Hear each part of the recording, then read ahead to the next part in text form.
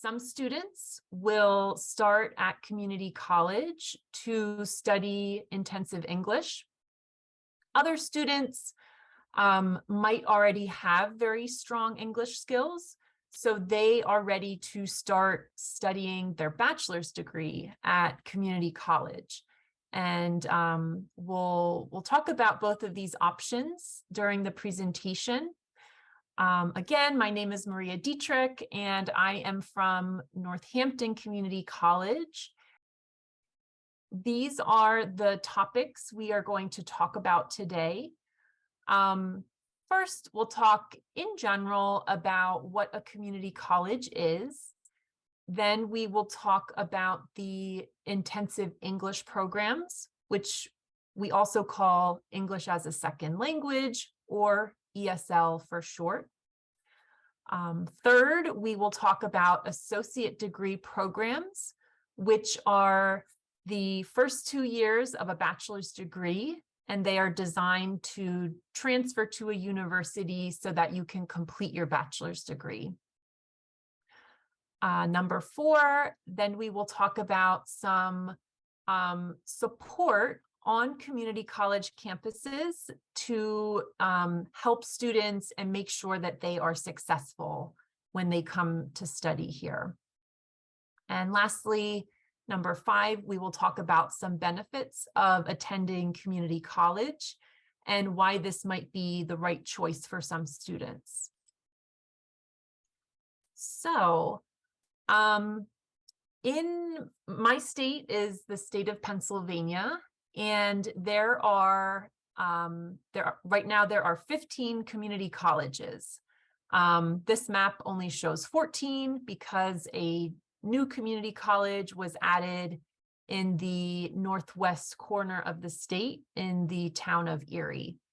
Northampton Community College, my school, is located on the right side, or the eastern side of the state, in the very dark green color, Northampton County. Overall, in the United States, there are about 1,000 community colleges. So there are several community colleges in every single state of the country. So to talk about a little sort of the history of community colleges, in the past, in the United States, higher education was really only accessible to very wealthy or elite families. So only very wealthy students or students with really, really high grades were accepted to study at college or university. About 50 years ago, this changed when community colleges were created. The mission of the community college is to give access to education to everyone, so to a much larger part of the population, because we believe with education, people can improve their careers and improve their futures, both for the student who studies and earns the degree, but also for their families. At community college, many of the academic programs are called open admissions. So this means that students do not need to, they don't need really, really high grades. They do not need to send us an SAT score or a TOEFL or IELTS score. For most academic programs, it's very easy to be accepted as a student. And at community colleges, our students are very diverse. Some students who start at community college are, they have just graduated from their high school. Other students could be, maybe 40 or 50 years old because they are adult learners.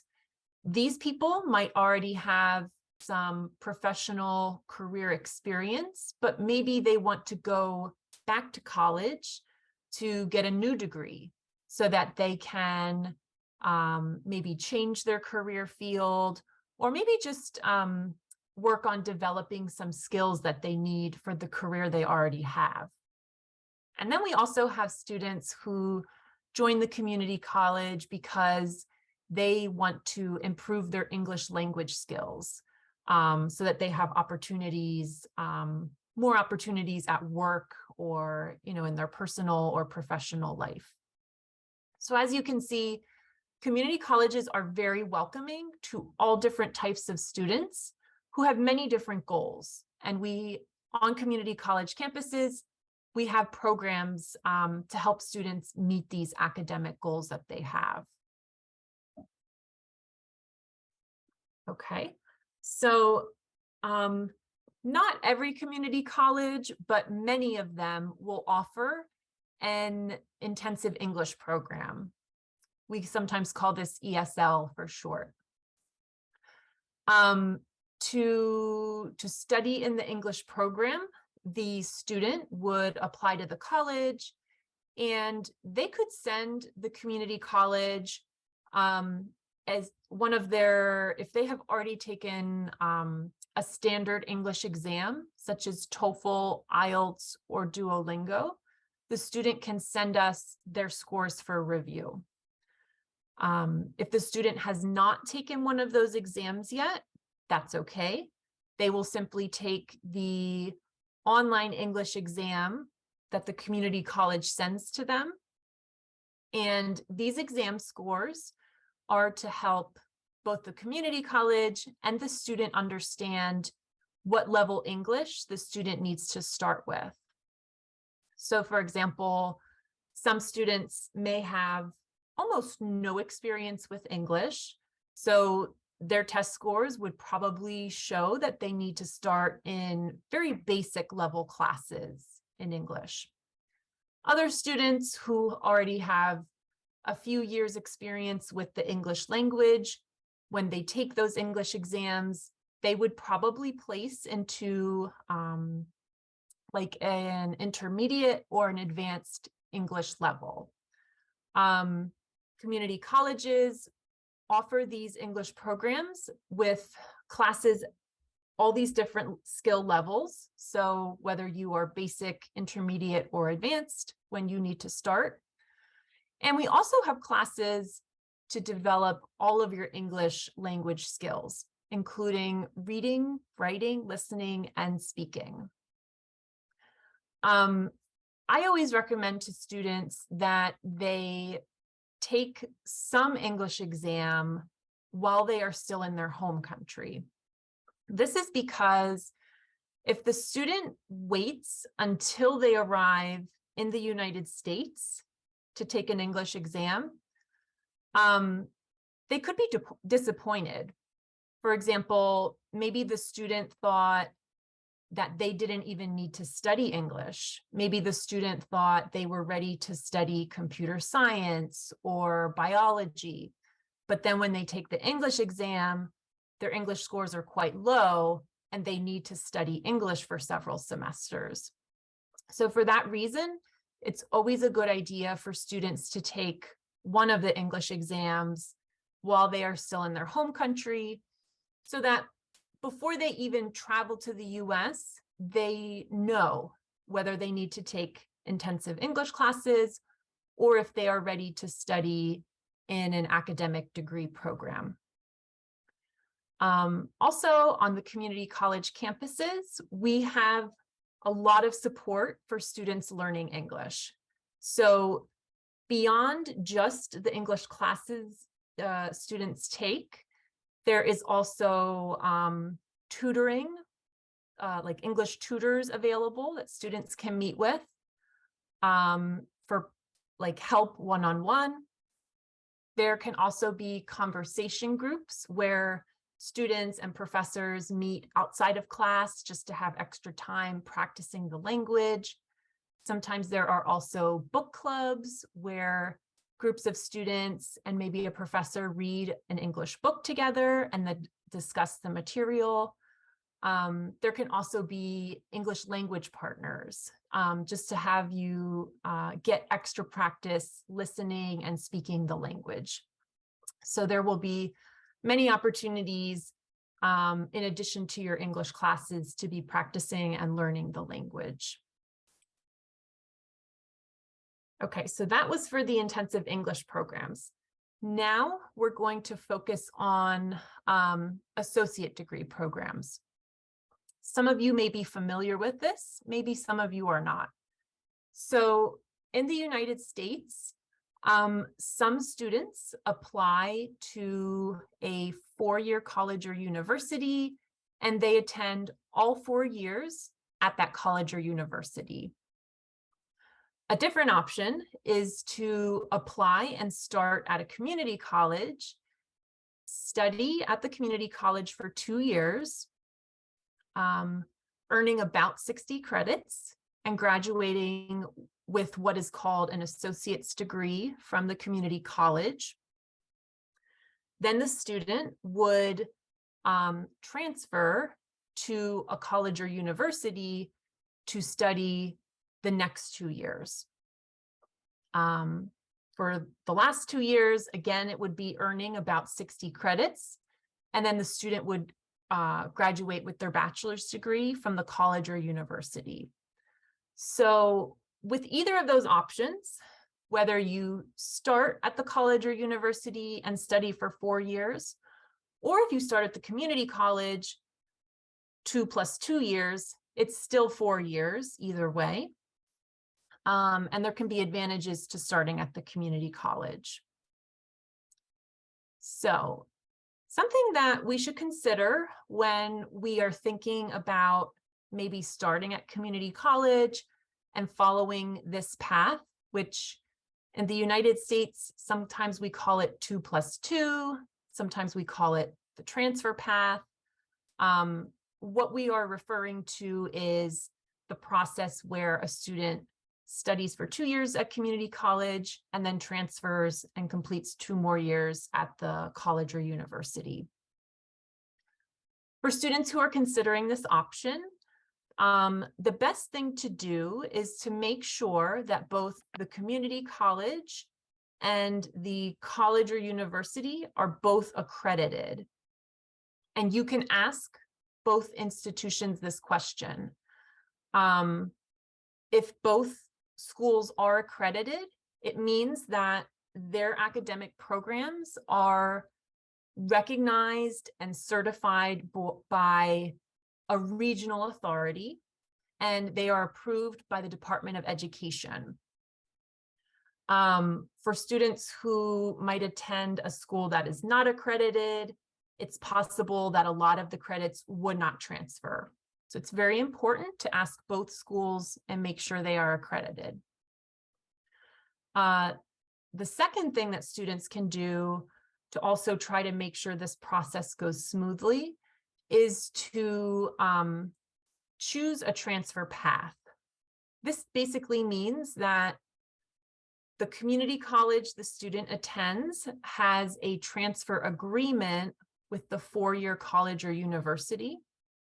And in that transfer agreement, both schools have already agreed which degree programs and which credits will transfer from the community college to the college or university. That agreement makes sure that the transfer credit process goes very smoothly. Even if that transfer agreement does not exist between the two schools, that's okay. It just means that it's possible some credits would not transfer. For example, a student might take a class that counts in their academic program at the community college, but they try to transfer it to a university and it only gets transferred in as a general elective. That can happen occasionally. So the two things to make sure are both schools accredited and try to identify the two schools that have a transfer agreement in place. For students who consider these things, it will help you save time and save money because you're ensuring that the credits you study at community college will transfer to the university. Okay, so this slide has some information about what students can expect if they decide to start studying at community college. So, number one, many community college classes will include what we call hands-on or practical learning. This means that, students are attending their classes, which part of the class might be a lecture where the student is listening to the professor lecture about the subject for the day. But many of the classes will also have this practical learning component, something such as a science, like a chemistry lab, or like the student in this picture on the right side, he is studying engineering and he's working in the engineering lab, working on a project that is very similar to something he would be doing once he graduates and he's already working in his career. So these hands-on learning experiences are opportunities for students to take the information and knowledge that they're learning in their classes and actually practice those skills, put that learning sort of to work, as we say. So it could include like a laboratory. It could also include an internship that is required for one of your classes. It's very common at community colleges because we think it's important for you to be practicing skills in your classes that you're going to need for your future career. Something else very common at community colleges, many students will start at community college to improve their grades. So for example, if a student has a dream of going to a very competitive university like Harvard, but their high school grades are not quite good enough, not quite high enough, that student could start at community college, study there for several semesters, and really focus and apply themselves, improve their grades so that when they do apply to the university, their grade point average is much higher and they are submitting a much more competitive, stronger application to the university. A lot of students start at community college also to take their core general education classes. Also, at many community colleges, there will be opportunities for students to do research, even at the undergraduate level, even during the first 2 years of your bachelor's. I think some people may assume that you won't do any research until you're at university or maybe studying in a graduate degree program. But community colleges think it's really valuable for our students to have access to opportunities that they would also have access to at a university.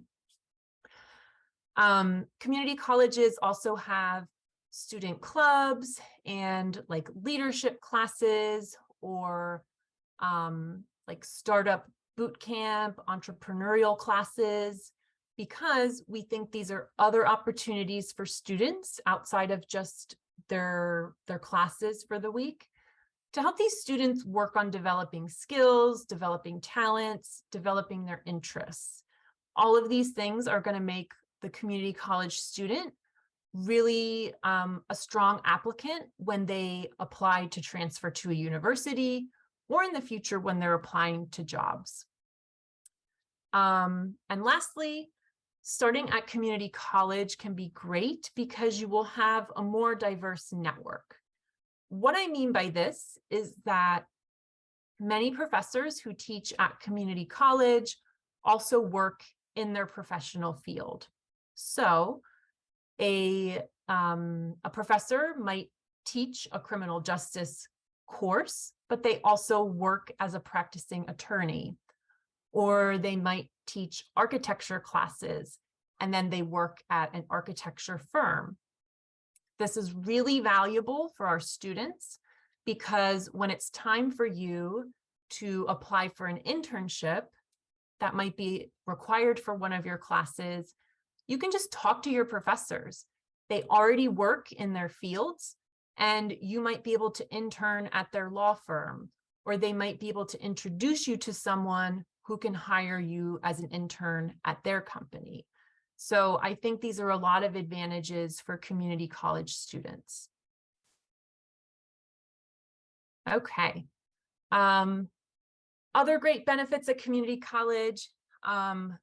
You will find that our campuses have all the support you need to adjust to learning in the United States. So for example, like I said earlier, we have the intensive English programs for students who need English classes, English tutoring. We also offer general tutoring centers. So for students who might need a tutor in math or biology, the student can meet with a tutor outside of their classes to help, to get some help, studying for an exam, or just in general, adjusting to college level classes, because these classes will be different than the classes you're used to from high school or even from your home country. The education systems are different. So working with a tutor can help support you in those ways. Number 2 here, every student on a community college campus will have an academic advisor that you meet with every semester to help you choose your classes. That advisor makes sure you're taking the classes you need for your degree program, and they make sure you take those classes in the proper sequence or order. So, semester 1, there is a program map and it tells you what you need to take for your degree. Semester 2, the advisor will help you schedule the next level of classes you need to take, because the classes build on each other. There are also transfer advisors at community college. So for students who want to graduate from community college with the associates and then transfer to university, you will want to start meeting with a transfer advisor to ask, I am studying in the engineering program at Northampton. What are some universities that a lot of Northampton students transfer to? Are there any universities where an international student who's studying engineering can get a scholarship to transfer? Those are some good questions to ask. The community college will also have a disability or accommodation services office. This is for students who might need a type of physical accommodation or other support for their learning, such as maybe needing a little extra time to take exams. The student would simply work with a medical professional and the accommodation office on campus to get that support for their learning. We also have extensive libraries with lots of resources for your research papers and projects in your classes, as well as people who work in the library and can support you with, maybe writing your first research paper in the United States, which might be a little bit different than it was in your country. We also have career centers where students can get help writing their resume or CV. They can also get practice for maybe an upcoming interview for an internship. And then we have offices to support students in their well-being. For example, my campus has professional counselors that students can meet with free of charge. We also have a campus nurse who works in our wellness center. Students who might need basic medication, or maybe they need a vaccine for one of their classes, they can talk to the nurse and get recommendations for that. And then, of course, we have technology support offices to help us. Maybe you have trouble, you get locked out of your email account, or you might have issues submitting an assignment on a website for one of your classes. The technology support office could help you with those things.